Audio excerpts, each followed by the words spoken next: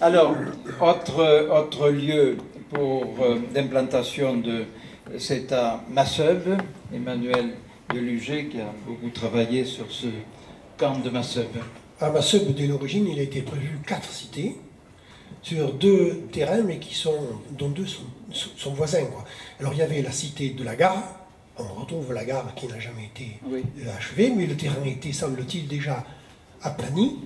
C'est ce que, d'après certains, ils me disent, oh, c'était très plat, ça avait été aménagé. Bon, peut-être, je ne sais pas. Et Chante-Grenouille, c'est juste à côté. C'est dans le prolongement de la gare.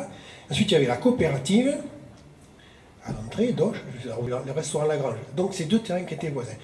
Donc, ces 4 cités étaient prévues. Il n'y en a été retenu qu'une seule, mais qu'on a appelée la gare à Chante-Grenouille. C'est-à-dire que finalement, des 2 premiers terrains, on en a fait un seul. Mais c'est venu la cité de la gare.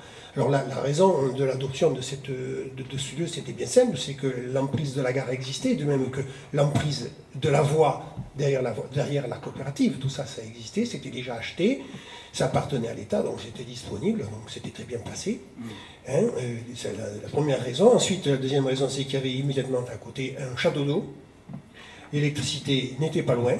Le bourg disposait d'un centre de commerce, si vous voulez, pas mal de commerce, d'artisanat qui pouvaient satisfaire. Donc la région pouvait subvenir à l'alimentation, aux besoins de ces populations. Hein, il y avait même à Masseube, pour résumer, hein, il y avait même à Masseube une épicerie Lavalens qui avait une taille de grossiste. Hein, alors hein, c'est un argument. Hein. Donc voilà. Alors ensuite, il y aura un autre problème. Bien sûr, c'est là, pourquoi cette cité, mais ensuite on en reparlera après. Pourquoi un camp d'internement à Masseube plutôt qu'ailleurs? Mais ça, c'est un chapitre qu'on verra après. Merci. Alors, si je fais le tour, à Lombès, le terrain était municipal? Non, il avait été acheté par M. Laporte, je pense qu'il était charpentier, et il semble qu'il y ait eu beaucoup de bâtiments.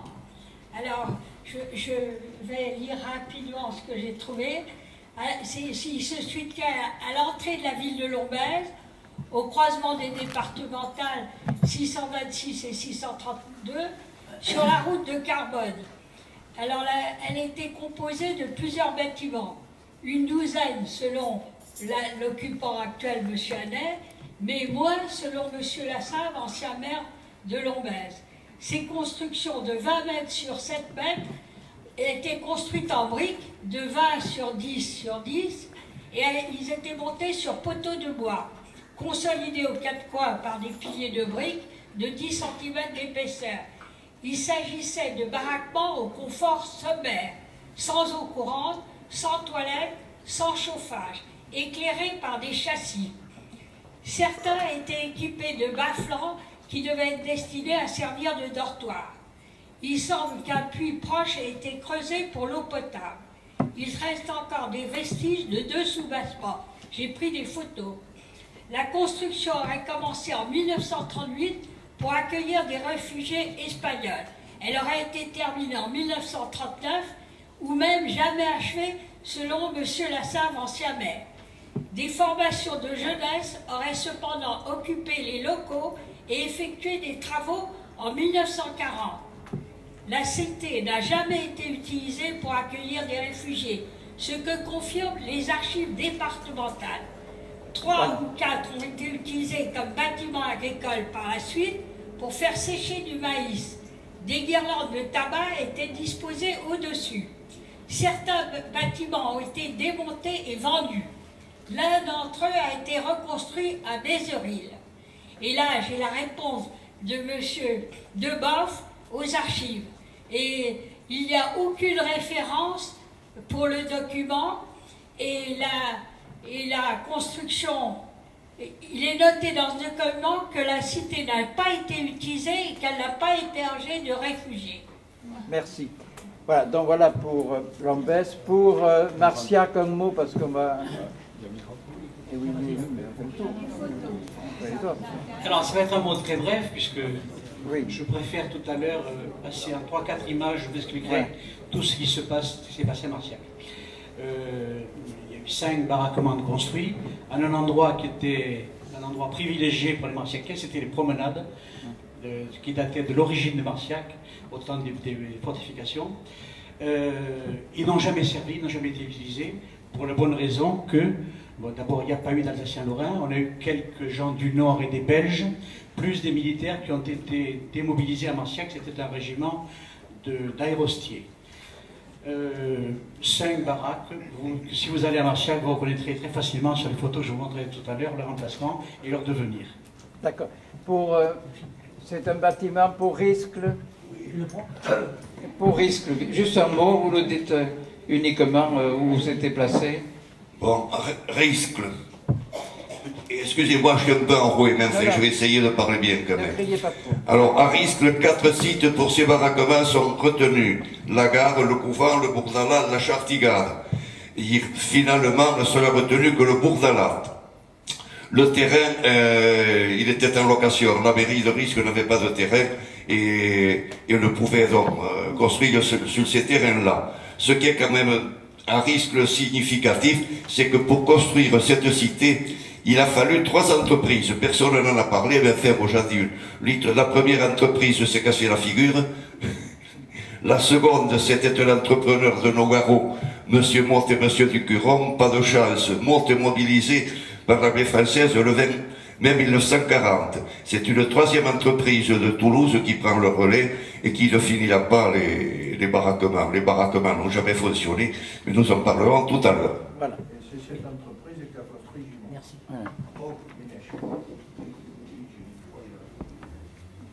Voilà, alors il nous reste à faire le tour avec Nogaro et Mirande. Vous nous dites juste un mot pour Mirande.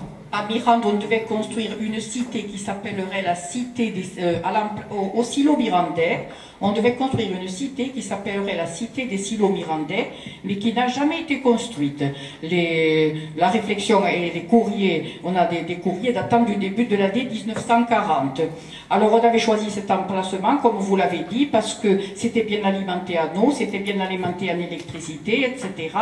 Il devait y avoir 16 corps de bâtiments, dont 10 pavillons dortoirs, 5 cuisines réfectoires, 1 pavillon douche et 5 cabinets d'aisance. Et tout ça était bien examiné, bien établi, bien conclu, mais ça n'a jamais été fait. Par contre, à l'hôpital, il y a eu, comme l'a dit M. Lajoux, une extension qui devait servir d'infirmerie, 2 pavillons qui ont été construits dans le jardin de l'hôpital le long de la départementale 21 et qui ont subsisté jusqu'au moment où on a détruit l'ancien hôpital pour construire le nouveau. Je ne dis pas pour l'instant ce qui s'y est passé puisqu'on ne nous le demande pas maintenant. Et sur la place, contre l'église, ça personne ne parle de ce genre de choses, je me demande s'il faut en parler ou pas. Le long de la de l'église, on a dressé sur la place de Nérestan une baraque Adrian, un baraquement en bois, un baraquement militaire en bois, survivant de la guerre de 14-18. Ils n'avaient pas tous été détruits, etc. Et là, on a édifié ça pour contribuer aussi à accueillir à ce qui pouvait servir aux réfugiés, en particulier aux réfugiés alsaciens. Merci, madame. Vous aviez le chemin de fer aussi. Ah oui, on avait le chemin. Mais il existait, c'est très important. La La ligne de Hochstarb était très importante. Alors, à Nogaro, c'est le travail du clan et de... Merci beaucoup. C'est le travail du clan. Alors, à Nogaro, il était prévu 3 cités d'accueil, dont une très importante, puisqu'il était prévu 14 baraquements. En fait, il n'y en a qu'une qui verra le jour, mais qui ne sera pas terminée non plus. C'est la cité de la Plaine, où se trouve actuellement la cité scolaire d'Artagnan. Voilà. Et ils ont profité d'une adduction d'eau potable d'un réseau qu'il y avait à Nogaro depuis apparemment 2 ans, et aussi de la briqueterie L'Artigue qu'il y avait tout en face. Voilà. Voilà. Bon, merci. Alors, je termine avec Montestruc. Je remercie tous ceux qui m'ont aidé à monter ce truc. Donc, le terrain se situe à 400 mètres à peu près du bourg, pardon? Ah oui, oui, à l'ouest du bourg, et il est loué à un agriculteur. Le terrain est alimenté en eau parce qu'il y a une source sur la hauteur, en fait un château d'eau, un petit château d'eau. Il y a une ligne électrique à côté, la route départementale au pied, ce n'est pas une zone inondable, donc les conditions, 2 hectares à peu près, les conditions sont à peu près normales et correctes. Donc il va s'y aménager là un camp important, nous allons voir. Alors, à Cologne, Madame. Bon, à Cologne, il y a eu un baraquement, un seul baraquement. Pour revenir sur la carte dont a parlé M. Lajous, Cologne est répertoriée comme hébergement isolé. Ah, voilà. Donc, dès le 31 mars 40, le conseil municipal choisit l'emplacement du baraquement. Ils savent qu'il faut choisir de préférence un terrain communal. Donc le baraquement sera installé à la jonction de la route de Saran et du chemin de ronde, mais pas n'importe comment. Il est recommandé de laisser un couloir qui permette aux propriétaires de jardins voisins de sortir aisément, de pouvoir rejoindre la route. Voilà. Donc il n'y a pas d'eau, il n'y a pas de puits à ce moment-là, mais il est prévu d'en faire un. Et quant à l'électricité, bon, apparemment, il n'était pas loin non plus. Et les toilettes Les toilettes, dans la nature. il n'y en avait pas. Non, c'est pour vous dire le confort lorsque il ne s'agit pas lorsque la cité est conçue en totalité, il y a l'ensemble des éléments de vie. Alors, vous voyez le canevas, dont un grand nombre de cités sont prévues, un nombre relatif, à peu près une quinzaine vont être importantes. Hein, et un mot sur cette importance, hein, et puis on va peut-être faire décliner quelques plans hein, qu'on pourra peut-être commenter. Donc les constructions se font le premier semestre de 40, à peu près les premiers mois de 40. On fait venir des entreprises locales, on vous a dit tout à l'heure qu'elles faisaient faillite de temps en temps. La plupart de ces cités sont en briques, la plupart. Il y en a 2 qui sont en bois, dont celle de... Cette fameuse baraque Adrien. Voilà, qui est en briques. À Nogaro, c'est en briques. Et oui, puisque vous avez...